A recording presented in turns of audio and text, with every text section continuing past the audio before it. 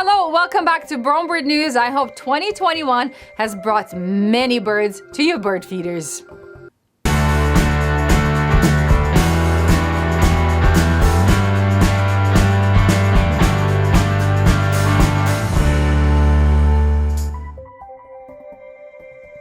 I think we've all experienced this. You fill your feeder sort of late afternoon, at night, and then you wake up the next morning and it's completely empty. And we know that birds don't eat during the night. And in some cases it's raccoons that empty your feeder, but in the winter it's most likely deer. I know, very annoying. And as you know, our feeders are not deer proof, and we always ask you to hang them high enough for the deer not to be able to reach them. But recently I've discovered something else. Not only is it kind of frustrating and annoying that deer can empty your feeder in no time, actually eating birdseed is really bad for them. You see, their metabolism slows down or actually changes completely for the winter. So when they start eating birdseed, it's actually painful to them. They can't digest it, and then a lot of them end up being sick. So it is recommended not to feed any birdseed to deer. So what to do with your bird feeders? Well, you don't actually have to worry much about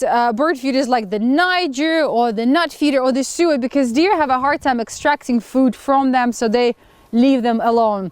But the ones that hold birdseed, you have to hang them really high, or you can pole mount them so they can't reach. And one more thing, if you're somewhere with snow like us, make sure that the snow doesn't pile up under the feeder, making it easier for deer to reach the bird feeders. And also, it gives you an opportunity to clean under the bird feeder, which is healthy for deer and healthy for your birds.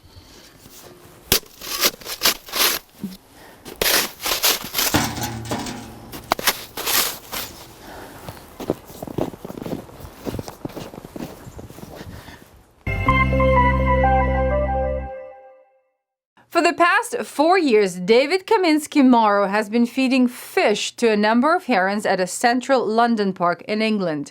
But recently, the park's management has asked him to stop doing that, saying that changes birds' natural behavior. So David would like to hear what Dr. Bird has to say about this. Hi, David. Here's my take on your desire to feed the herons in your local park. I do get the enjoyment and satisfaction you feel while communing with nature. But here are the downsides. Like a dog that discovers human food and begins to beg, a canine behavior that I absolutely abhor, those herons will indeed begin to associate those tasty food items with humans. And this can result in two problems.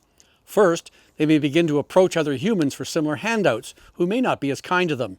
They could even end up traumatizing some young child by approaching them too closely while expecting a handout. Second, you may end up creating a larger restaurant than you intended, as other herons begin to look for the handouts. Third, other humans may see what you're doing and want to emulate it, leading to more of all of the above. Fourth, as you've already experienced with the park staff, there are a lot of folks out there who do not like others feeding wildlife, and they'll readily tell you so. That will lead to unpleasant human interactions. Fifth, if one condones the feeding of herons, then why not also allow the folks at beaches to feed ducks and geese, a practice that leads to large buildups of feces and high levels of E. coli that are dangerous to human health. I know this from personal experience. 6, there are actually people out there who don't like herons because they raid koi fish ponds and may in fact want to harm the birds. By taming these birds, you may unwittingly be making it easier for them to do that. Yeah, I agree that's a long shot. But in general though, other than offering birds food and feeders in the backyard, it's generally not a good idea to offer food to wildlife. Anyway, that's how I see things. Every week we'll learn how smart some birds, especially corvids, are. But recently a question has been posed whether it's possible the birds are not only intelligent but also self-aware. Well, a group of researchers in Germany might have an answer to that question. By scanning and imaging parts of pigeons' brains, they discovered a group of neurons which is similar to our neocortex. That's the part of the brain that's responsible for planning, memory, and problem solving. It's been widely accepted that birds don't have a neocortex like the mammals do, but this recent study might explain why some birds are so intelligent. Another part of the research involved connecting electrodes to the brains of 2 lab-raised crows. Those crows were then given the same test that's given to mammals to detect self-awareness. And surprise, the crows reacted the same way. So this tells us even though physically our brains and bird brains have nothing in common, they are actually wired the same way. So I think the expression bird brain should have a slightly different meaning. So who's ready to travel? We are. South America is on our list to go bird watching one day. So both my husband and I were really excited to hear that some of the countries in South America are finally starting to realize that they have so many natural treasures to offer to eco-tourists and nature lovers, and they started to rewild some of the areas, working hard to make those areas safe to tourists and trying to protect not just birds, but also predators and everything in between. Argentina, for example, has implemented a program to bring back its population of red and green macaws. These birds do an incredible job at reseeding some of the areas that have been deforested. And then Colombia, which has had its share of troubles before, happens to have the densest biodiversity per kilometer in the world. So they're also working hard to rewild some of the areas and to bring tourists back. Recently, there's been so much bad news about the governments that we thought we would look for something positive. And we found it. This story is about the Interior Least Tern. This poor bird was hunted to the brink of extinction at the end of the 19th, beginning of the 20th century. And then it continued to struggle because of a habitat loss as the Mississippi and Missouri rivers were being dammed, changing the shoreline.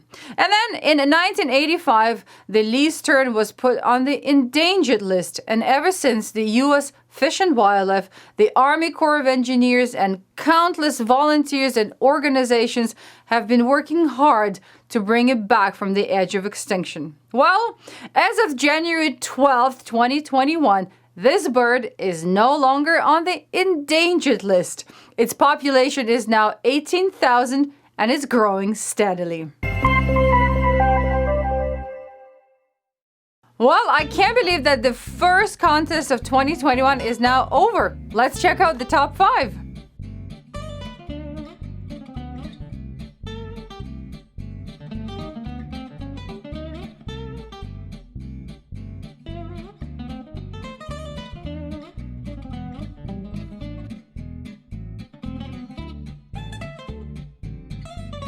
And here's the third place,